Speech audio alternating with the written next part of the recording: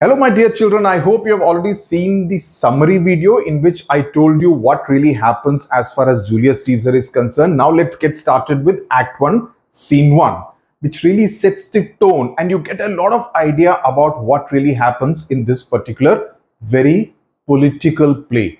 Political is an important keyword as far as this particular play is concerned. So, make sure you use this particular word in many of your answers, especially when you're talking about any of the major themes in Julius Caesar. Now, before we get to the actual line by line explanation, let me also tell you one thing. I will be going a little slow deliberately. Otherwise, I'm used to speaking fast because this is a complicated play and I do not want you to kind of not understand things in a hurry, though our notes are extremely detailed.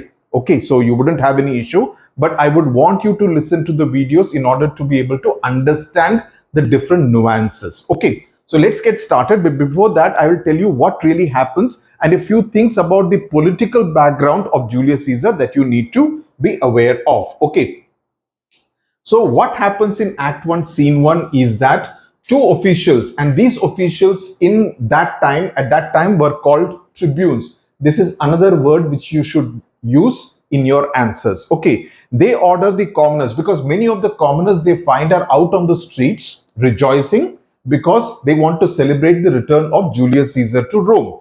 And these people who are opposed to Julius Caesar, they ask the commoners to get back to work because they had taken a day off, as I said, to rejoice in Caesar's triumph. The tribunes tried to play down, this is significant, they tried to play down the significance of Caesar's victory, saying that what did he really do? And there is an entire passage about that. The two officials, they highlight the political turmoil. What do those two officials really signify? They signify the political turmoil which was taking place in Rome at that point in time, the insecurity and the jealousy that they felt at the rise of Julius Caesar. So even before Julius Caesar actually enters the play in Act 1, Scene 2, we get to know a lot of information about Julius Caesar through these two tribunes. That what is the feeling? The tribunes on one side and the commoners on one side. So you get a very clear idea. Here is a leader who is very popular among the masses, but his own kind of officialdom does not really like him too much. They do not approve of his meteoric rise because they are feeling insecure, they are feeling threatened. I hope this is clear. Now, let's move ahead. Now, I want you to also understand the political context and listen to this carefully. Okay. Queen Elizabeth, you don't need to take down any notes. All this is there in the notes, so there is really nothing to worry. Okay. Queen Elizabeth, at the time that Shakespeare wrote this play, Queen Elizabeth I was the Queen of England and she ruled till 1603. Okay. Now, the English at that point in time were concerned with the consolidation of power in other parts of Europe, France, Spain, etc. So, there was that kind of an apprehension which was there in England at that point in time. And through this play, Julius Caesar, Shakespeare has tried, because Shakespeare essentially staged his plays for a royal audience and the upper class of England at that time. So through this play, he wanted, and talking about a different era, he wanted to highlight the same kind of fears and apprehensions. Okay. So Julius Caesar reflects his concern to Flavius and Marullus, the two tribunes that I spoke about, disapprove of Julius Caesar's meteoric rise. So a very similar kind of a sentiment is what is being expressed. I'm not saying all this you need to write in the answers, but if you know the background, it makes your job of understanding and appreciating and enjoying the play that much more. Okay, let's move ahead. Now, this is the most important part, and I don't think you will find this in many places. This has been done with a lot of research. Okay, a lot of effort has been put in to get you the story in a nutshell, because unless you know the background, it becomes very difficult for you to understand. The summary is one thing, but this part that I'm going to now talk about is extremely important. Caesar versus Pompey. Pompey, both of them were Roman generals. Raja nahi the, as some people seem to call them. They are not Raja. They are Roman generals and politicians, you can say. Pompey, in fact, after Alexander the Great, he was called Pompey the Great. So he was kind of known for his military acumen, and he was known as a very powerful military general. Caesar advanced his military might and occupied new provinces. This is Caesar, this is Pompey. Okay. And occupied new provinces. Coins were minted to celebrate his victories. If you can see, I hope this is clear. You can see Caesar out here. You can see Caesar out here. So these were coins. So you can imagine, if a coin is minted in honor of someone's victory, you can understand how important that person would be in the overall scheme of things. So this was as far as Caesar was concerned. Pompey was the other military general. There is one more person called Crassus, but he does not really figure in this place. In that sense, he's not important for you. But in the overall historical context of what happened between 58 BC and 44 BC, you need to know. Okay. So Caesar, Pompey, and Crassus, these were the three, the triumvirate. They were the three powerful Roman generals. I mean, he was more of a financial muscle, financially very powerful. They entered into an alliance. Pompey, because remember, Rome was a republic at that time. It was not an empire. It was not a dictatorship. It was a republic. Okay. So Pompey, in order to, as part of this alliance, he married, even though he was older than Caesar, he married Caesar's daughter Julia. Okay. But she died in 54 BC at childbirth. During childbirth, she passed away. Okay. So there was also a personal relationship between Caesar and Pompey in the overall, like they used to do even in India, right? During the Mughal rule, Rajput rule, people would marry between kingdoms in order to kind of have some kind of a political alliance, right? Now, Caesar and Pompey, they fell out subsequent to Julia's death, etc. Now that they were no longer related in any way, they had a fallout. Pompey defeated Caesar, but later on, Caesar defeats Pompey in 48 BC. The first battle that takes place, Pompey defeats Caesar, but subsequently Caesar takes his revenge and defeats Pompey in 48 BC. Pompey is subsequently killed. Okay. In 45 BC, Caesar defeats Pompey's sons and he declares himself as a dictator. Okay. This is what really happened in the reality. Okay. I'm talking about this happening in reality. In the play, obviously, Shakespeare has changed a few things, but this is the backdrop of this particular thing. 44 BC is when Caesar is killed on the 15th of March, assassinated on the 15th of March, 44 BC. Okay, so this is as far as the backdrop of this play is concerned. I hope you have understood the historical story. If you understand that, it becomes that much more easy for you to understand what is happening within the play. Okay, now let's get ahead and move to the play. I hope you are able to see the script pretty clearly. Okay, let me just check on the camera if the script is clear. It's a little small. In any case, you would have your book with you, so it should not be such a problem. I can increase it even more. Okay, I can do it up to this size. The scene is taking place on a street in Rome. Okay, in a street in Rome, and that's when Flavius and Marullus and certain commoners enter the scene. Now, Marullus, in many editions, it is also spelled as M-E-R-A or M-E-R-E. So both of them will be acceptable. That should not be a problem. Flavius, hence home, you idle creatures, get you home. Is this a holiday? What know you not? Being mechanical, you ought not walk upon a laboring day without the sign of your profession. Speak, what trade art thou? Trade means occupation. So Flavius is saying, hence go, home. Go home. Go away home. Okay, go away is what is meant by hence. Okay, everything is in the notes. Don't worry, but listen to the video so that you are able to understand. Go away home, you idle creatures, you lazy creatures. Get you home, go home. Is this a holiday? He's saying, why are you loitering around? Is this a holiday? Chutti ka din hai kya? Right?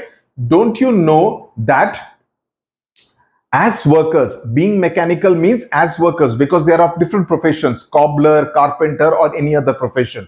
So as workers, you should not move around on a working day without wearing your work clothes. You ought not, you should not walk upon a working day. Laboring day means during a work day. It's not a holiday. It's a working day without the sign of your profession. Without the sign of your profession means without wearing your work clothes. Understood?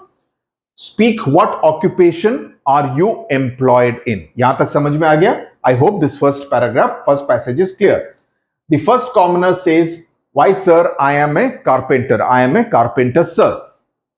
Okay, so Marullus asks him, where is thy leather? Thy means in Shakespearean language, your. Where is your leather apron and your ruler? Okay, for a carpenter, you need to have the scale, right?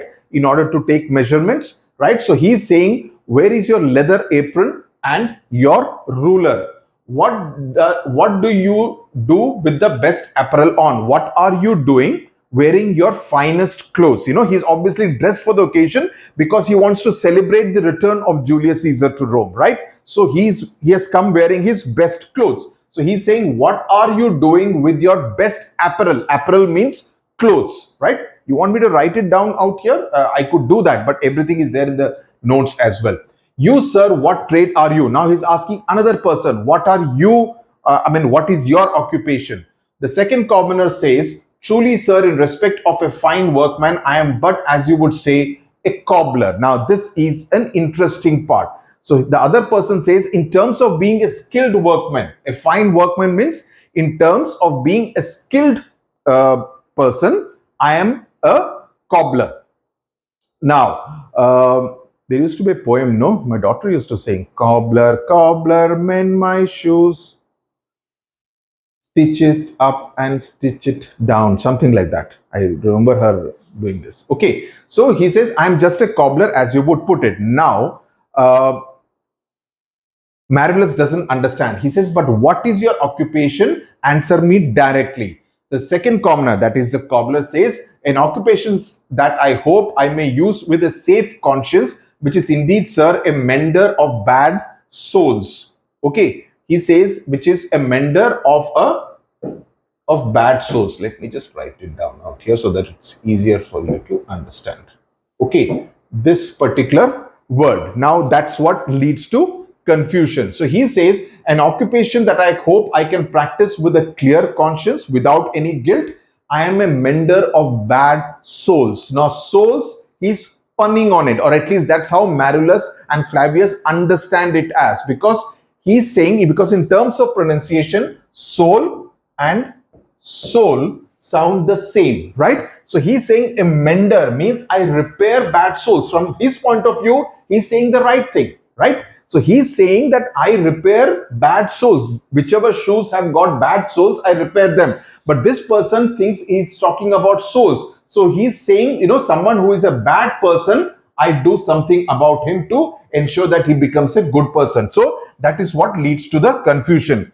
What trade, thou knave, thou naughty knave, what trade? So Marullus is getting annoyed. Okay, you can understand that from his tone. So he's saying, what trade, you rogue? Knave means a rogue, you know, someone who is a rascal, a scoundrel kind of a person. So he says a rascal, rogue, or a good for nothing. It could also mean a dishonest kind of a person. The word knave. Okay, the word knave could mean that. So there are these 3, 4, 5 synonyms that I've put in the notes also. Okay, so he says, you mischievous rascal, what is your occupation? Nay, I beseech you, I beg of you. Beseech means beg of you. Be not with me yet.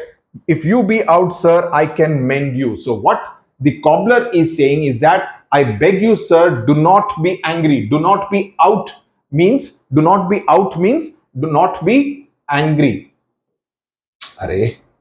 Do not be angry with me. But if you have shoes that are worn out, you know, if you have be out. Now again you see, after the sole word, now he is punning on the word out. So he says, but if your shoes are worn out, I can mend you. But he's saying mend you. So that is again going to create confusion. What is the pun this time? He's punning on the word out to convey different meanings. And one place, if he's talking about him and saying that don't be angry. The second time he's talking about his shoes and he's saying that if your shoes are worn out, I can mend you. So again, creating confusion. So Marillus says yet again, what mean you by that? Mend me, thou saucy fellow. So he's saying that you rude fellow. Saucy means rude here. So he says, what do you mean by that? You will mend me? So Marillus is getting more and more angry at the cobbler, at the second commoner. He's referred to as the second commoner. His occupation, as he says, is that of a cobbler. Why, sir, cobbler you? So he's saying that I'll cobble you. Now, cobble means cobble. The word cobble means a small round stone which is used to cover the road surface. Okay, so he's referring to that. So Flavius says, you are a cobbler, right? Aren't you? Are you? Truly, sir, honestly, sir, all that I live by is with the awl. I meddle with no tradesman's matters nor women's. It will go ahead. So he's saying, honestly, sir, I make my living by making use of an AWL. Now, AWL awl is a small pointed tool which is used to pierce holes in leather. It's a small tool, almost like a sharp-edged one, which is used to make like वो belt में holes करने के लिए करते हैं ना, आजकल तो different kind of tool आता है, but at that time it used to be called the AWL awl. I hope I'm pronouncing it correctly. Okay, he says, I do not meddle in any tradesman's matter or any women's matters, right, or any women's business. But with all, I am indeed, sir, a surgeon to old shoes. So that's how he describes himself. This is an interesting key phrase. Please make note of it. So he says, I am like a surgeon to mend old shoes, because that's what cobblers do. They work on the old shoes, the sole of the shoe, in order to repair it and give it a fresh look so that they can be worn again by the user, right? So he says, I'm like a surgeon to mend old shoes. When they are in bad shape, they are in great danger, means when they are in bad shape, I recover them. I ensure that I repair them and make them user friendly. They can be worn again. I can mend them. As proper men as ever trod upon neat's leather have gone upon my handiwork. So he says, in this city of Rome, there are many noble men who have ever walked on top quality leather, neat's leather, top quality leather, which is the hide of an ox, okay, which is considered the highest quality of leather. They have worn shoes which have gone through my handiwork. That is, I have worked on those shoes which these people have walked on. I hope you have understood. It also shows that this particular paragraph shows that the cobbler is rather proud of his quality of work and his talent as a cobbler. Okay. What does Flavius say now? But wherefore are not in thy shop today? But why are you not there in your shop today? Why do thou lead these men about the streets? Why are you leading these people around the streets? Why are you doing that? Okay, so he wants to know that. The second commoner, the cobbler, says, truly, sir, to wear out their shoes, so that the more they walk, unke chappal, unke shoes और घिसेंगे, you know, that their shoes will get more worn out, to get myself more work, which will translate into what? It will mean more work. The more they get kind of worn out, right, they will need repair, and what they will do, they will come to this cobbler, which will mean more work for him and making more money. But indeed, sir, but that's more like in jest, but indeed, sir, we make holiday to see Caesar and to rejoice in his triumph. So he says, but the real reason is that we have taken the day off to see Julius Caesar and to celebrate his return, celebrate his victory in the battle.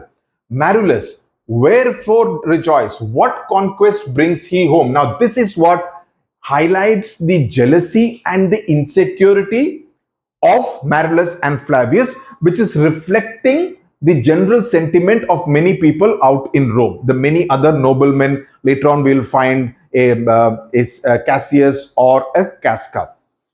Brutus to a limited extent. Okay, so Marillus is saying, why rejoice? What foreign lands? Conquest means what foreign lands is he bringing home? Has he kind of conquered any foreign lands that he has added to the kitty of the Roman Republic? Okay, which Rome can now rule over? What tributaries follow him to Rome? Now, conquered rulers are chained. What conquered rulers are chained to chariot wheels and follow him? Okay, tributaries essentially meant that the conquered rulers, they brought tributes of money, that they would have to pay money, otherwise they would be chained to the wheels of the chariot, to grace in captive bonds his chariot wheels. So has he brought any rulers who have been chained to his chariot wheels, and who therefore will now have to pay money in order to secure their release? Okay, you blocks, you stones, you worse than senseless things. So he's now beginning to abuse them, and it shows his anger, he shows his annoyance. So he's saying, you blockheads, you unfeeling men. Stones means stones have no feelings, so he's saying that you have no feelings, which is a little ironic because these people actually have feelings of feeling good for Julius Caesar. You worse than stupid things, you worse than stupid things, senseless things. Oh, you hard hearts, you cruel men of Rome, which is again very ironic because all these words can actually be used for Marullus and Flavius, saying that they are the ones who are stony-hearted, hard-hearted, and pretty much cruel men of Rome, because they are not celebrating the return of Julius Caesar and celebrating his victory. So he says that you are hard-hearted, cruel men of Rome, but his reasoning for that is different. He says, have you not Pompey? Have you not known of Pompey? So they are more aligned to Pompey, who had already died by the time this particular incident takes place. Many a time and often have you climbed up to the walls and battlements, because in the past, haven't you climbed up to the walls or the battlements? What are battlements? Battlements are the low wall around a castle. Again, a wall, but specifically around a castle. So many a times you would have climbed up on walls or on battlements, okay, towers, windows, and to chimney tops. So, it shows the desperation to see who? Pompey. So haven't you seen Pompey like that? And now you're celebrating Pompey's rival, Julius Caesar's celebration. So he's accusing them of, in a sense, not being loyal as far as Pompey is concerned, who of course is no more, but his two sons have now been defeated by Julius Caesar.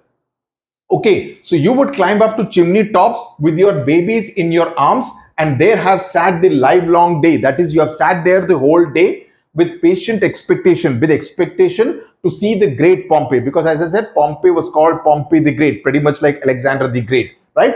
Pass the streets of Rome. So from there, you would wait for him to pass the streets of Rome for that one sight. And when you saw his chariot appear, have you not made an universal shout? Haven't you kind of, shouted all day, together? Universal shout means shouted together so loudly that river Tiber is the name of the river which passes by Rome, okay, trembled underneath her banks. The shout would be so loud that the river would actually tremble underneath her banks, to hear the replication of your sounds made in her concave shores. So basically saying that because of the echo of your loud shout, the universal shout, key phrase. So replication essentially means the reverberation of the sound, the echo of the sound, because of which the banks of the river Tiber would also kind of shake. So river Tiber was a source of both drinking water for the Romans. Okay. Also, it was a trade and transportation route. So in that sense, a pretty important river as far as Rome is concerned.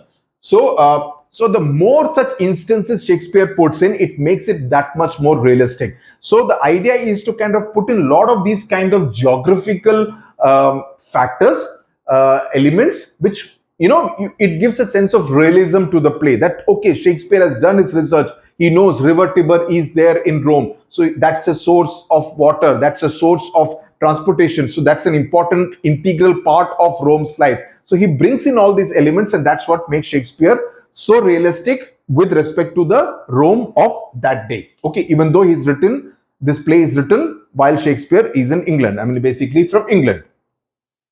Stratford upon Avon. Okay, I've been there. And do you now put on your best attire?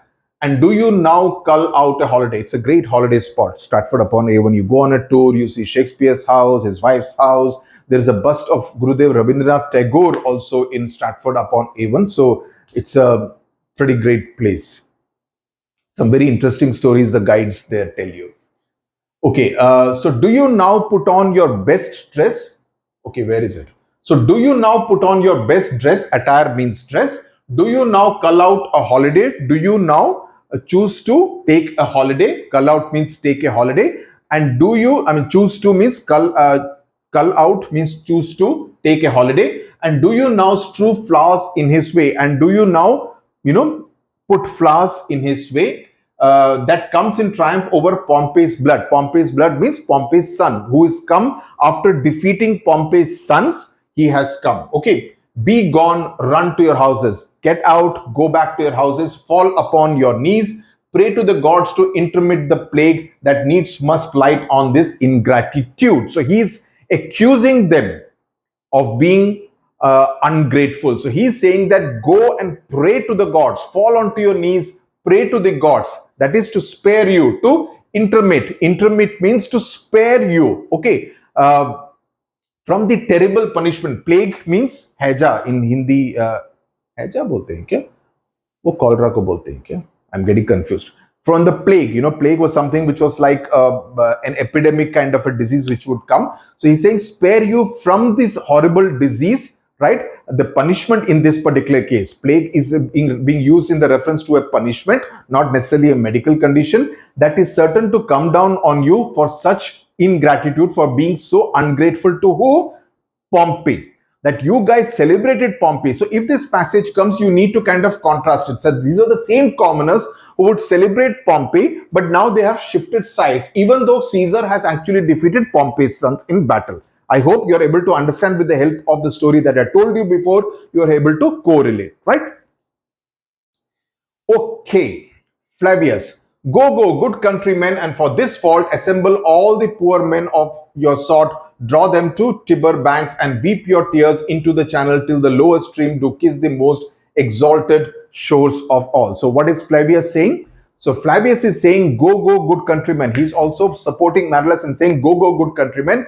For this mistake, what you should do is that gather all the poor men like you. Poor men. So it shows a certain class divide. They call them poor people. Okay. So gather all the poor men like you, of your sort, like you. Okay. Get them to the banks of river Tiber and weep into the waters of river Tiber till it overflows into the channel, till the lower stream, okay, till it overflows and the lower stream kisses the most elevated shore, So he's kind of being rather poetic. So he's saying the lower stream, it kisses the most exalted shore of all. It could river to the bank or the uppermost stream, the elevated shore. So he basically wants it to overflow as a result of what? The tears of all these commoners who he says should repent for the mistake that they have made. Okay, let's move ahead. All the commoners exit the scene. Now, only Flavius and Marcellus are there on the stage. See whether their basest metal be not moved. They vanish tongue-tied in their guiltiness. Go you down that way towards the Capitol. Now, what does it seem? He's saying that see to it, Flavius says, see to it that their base natures have been moved. Basically saying that, base means something which is very reprehensible, something which is of a low quality, right? So that their base natures have been moved. So basically saying these poor men have no gratitude, they have no quality, so they are of a very low class. That's what he's kind of looking down upon them. So he's saying they're so guilty that they actually vanished from this particular scene tongue-tied without speaking a word in their defense. They did not try to kind of argue or convince us that what they are doing is right. So they are so guilty, which is why they left without actually speaking a word. He says, you go towards that way, towards the Capitol. Now, Capitol is where the temple of Jupiter was located on the Capitol Hill. The temple of Jupiter on the Capitol Hill, where the state business of Rome was undertaken.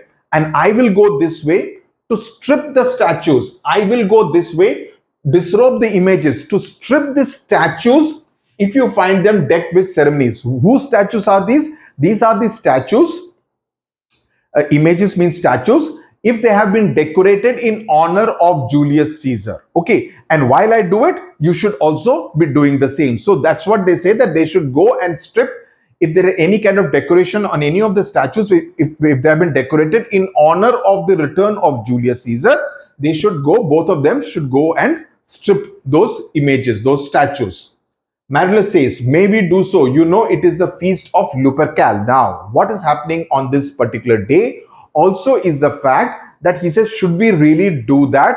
Or can we really do that? Because today is also the feast of Lupercal. Now, Lupercal is a pastoral, that is an agriculture related festival of ancient Rome, okay, which was held in the month of February, because February was known as the month of purification. So this was a festival which was associated with purity, and it was to promote fertility and to purify the city, and this was in honor of god Lupercus. Okay, it was in honor of god Lupercus to purify the city and to promote fertility. So in that sense, and we will know about that more in the second scene. Okay. Flavius, it is no matter, let no images be hung with Caesar's trophies. So he says it does not matter. So do what I am telling you. Let no statues be decorated in honor of Julius Caesar. I will go around and remove the commoners, the vulgar people, drive away the vulgar from the streets. So the vulgar refers to the commoners. So yet again, earlier he says basest. Now he's talking of them as vulgar, that these vulgar people, I will drive them away from the streets, so that the streets are deserted, which does not quite happen in scene 2. So they are unsuccessful in their mission to that extent. And you should also do the same where you perceive them thick. Wherever you perceive them thick means wherever you see a crowd of those people. Thick means a crowd of those people. Wherever you see them, please remove them. Okay. These growing feathers plucked from Caesar's wing will make them fly an ordinary pitch. So he's saying by removing these symbols of Caesar's power, we will bring him down to an ordinary height. Pitch means height. Okay, fly an ordinary pitch. Ordinary pitch, so he cannot fly very high, because that's what they fear, that he's flying very high. Both lambi udan bhar raha hai, to usko zameen par lao. Let's bring him down to the ground. Who else would soar above the view of men and keep us all in servile fearfulness? These two lines, the last two lines, indicate the political insecurity of Flavius and Marilus, representing a large number of Roman noblemen and senators. So he's saying the otherwise, if you don't do this, he will soar to such a height, okay, of power that we will have to be scared of him. Okay, we will have to be scared of him. Fearfulness. Servile means we will have to bow down to him. We will have to be servile. We will be inferior to him. We will almost be like servants to Julius Caesar. So servile, fearfulness. So that is what they do, and they exit in different directions. I hope maza aaya. You have understood whatever I have explained in absolute great detail. I don't think I have left out any word which you have not understood.